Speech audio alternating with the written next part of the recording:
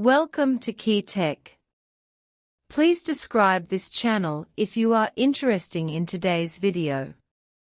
As we all know, after Huawei became a global leader in 5G, the United States became uneasy.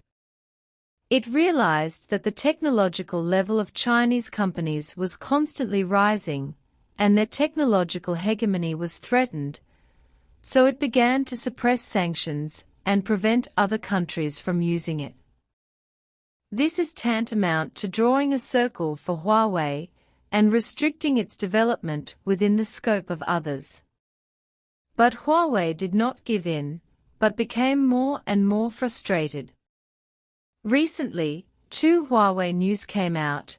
Japan and the European Union did not expect it, and foreign media said that Huawei has begun to rise. Over the years, Huawei's communications business has continued to develop around the world. It has served more than 170 countries and regions around the world, providing communications services to more than one-third of the world's population, and has always ranked first in the global communications equipment field. With its solid and leading technology, high-quality and low-cost equipment, and high-quality and efficient services, Huawei has won the recognition of operators all over the world.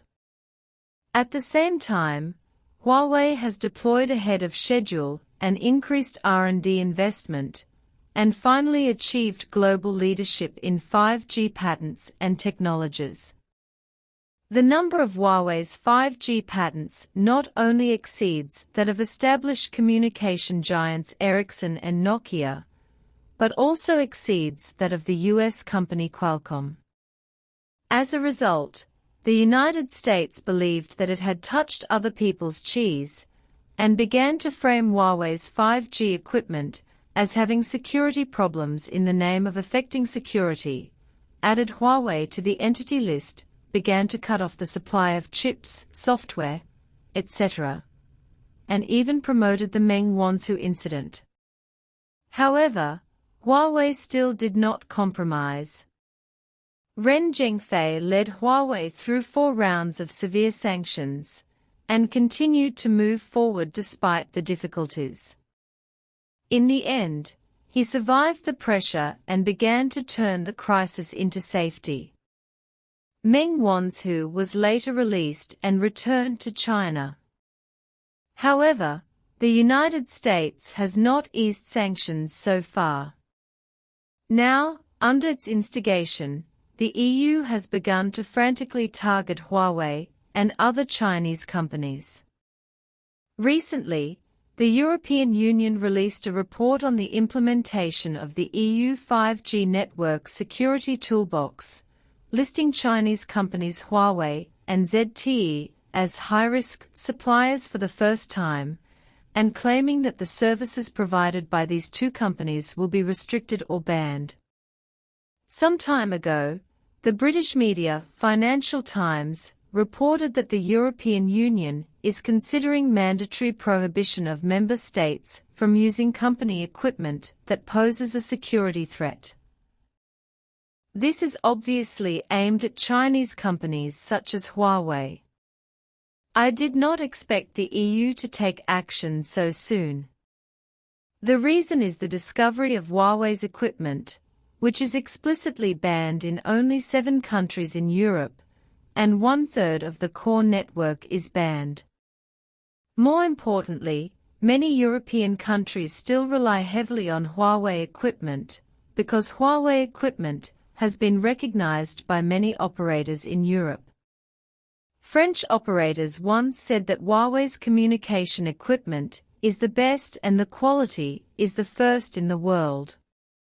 Recently, Deutsche Telekom, Germany's largest telecommunications company, directly challenged the European Union, refuting the claim that the mobile network built by Huawei could be remotely changed, cause damage, or stolen data. They have never seen Huawei as a danger. Therefore, it is considered unreasonable for the EU to reject Huawei's 5G. Unless the German government puts pressure on it, it will continue to cooperate with Huawei. The EU did not expect that the internal reaction would be so great that the goal may not be achieved at all. Huawei also stated recently that it violates the principle of free trade to publicly name high-risk suppliers without basis. It can be seen that even if the United States and the European Union try harder, Huawei is still favored in Europe and the United States, and it can still continue to break through. In addition, Huawei took the initiative to attack and once again demonstrated its strong strength to the outside world. According to a recent report by the Nike News, Huawei has issued notices to about 30 small and medium-sized Japanese companies that it will charge licensing fees for the use of patented technologies. In the 2021 Global PCT Patent Report, Huawei has 6,952 patent applications, ranking first in the world. In the recently released global ranking of effective 5G patent families, Huawei's patents accounted for 14.59% of Qualcomm's, ranking first in the world. This is Huawei's confidence, and it can collect patent fees openly. The sudden collection of patent fees from Japanese companies this time was just after Japan announced the implementation of semiconductor equipment export management to China, so Huawei is also considered to have taught Japan a lesson. Because this move made Japan understand that it should not use its advantages to do anything wrong, and Chinese companies also have an absolute right to speak in some industries. The Japanese side was very shocked by this, because most of the Japanese companies rely on the mainland market, from small companies with a few employees to large companies with hundreds of employees. Now they find that they are also very dependent on Chinese companies in terms of communication patents, and they have tasted the bitter fruit so quickly. Today, Huawei has a lot of good news, indicating that it is constantly breaking through. However, Huawei still needs to continue to work hard to return to the top. Huawei, which has gone through hardships, will become stronger. I believe that Huawei will break through the blockade and the Real King will return.